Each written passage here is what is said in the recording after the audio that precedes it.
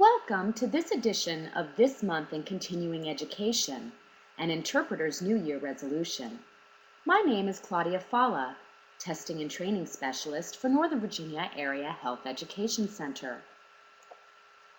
In this edition, we will discuss New Year's resolutions and the importance of continuing education.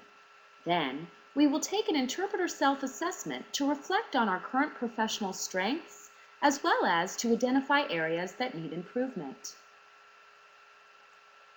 I would like to begin by wishing you all a very happy and prosperous new year. Northern Virginia AHEC's reputation for providing the highest quality language assistance services in our community is thanks entirely to you, our interpreters.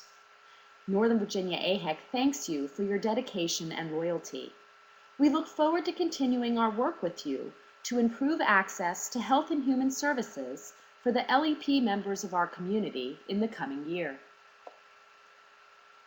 With the arrival of the new year, we have the opportunity to pause and take an inventory of the year past in order to make resolutions to accomplish new goals and make improvements in the year ahead. As interpreters, let's avail ourselves of this opportunity and agree to make the resolution to become better interpreters. In order to determine how we can make improvements, we must first assess our current professional knowledge, skills, and abilities. In order to help you do this, Northern Virginia AHEC has created an online interpreter self-assessment which addresses 10 core areas of professional competence, including ethics, modes of interpreting, guiding the encounter, interpreting techniques, impact of culture, technical concepts, specialized terminology, memory skills, note-taking techniques, and self-care.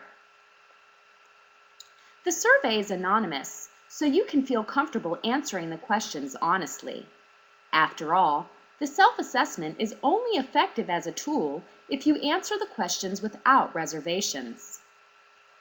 At the conclusion of this podcast, you can take the online interpreter self-assessment by clicking on the link or by visiting the webpage www.surveymonkey.com/s/interpreter self-assessment. Once you have answered each of the 25 questions, print the completed survey before clicking Done. Then, take a moment to review your responses. Questions to which you respond strongly agree or agree are areas in which you already excel. Questions to which you respond somewhat agree, disagree, or strongly disagree are areas on which you should focus your professional development and continuing education efforts in the coming year.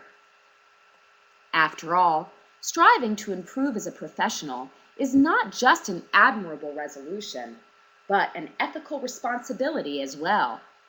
As stated in the Code of Ethics, interpreters have an ethical obligation to engage in professional development activities and continuing education designed to maintain and increase their professional knowledge, skills, and abilities.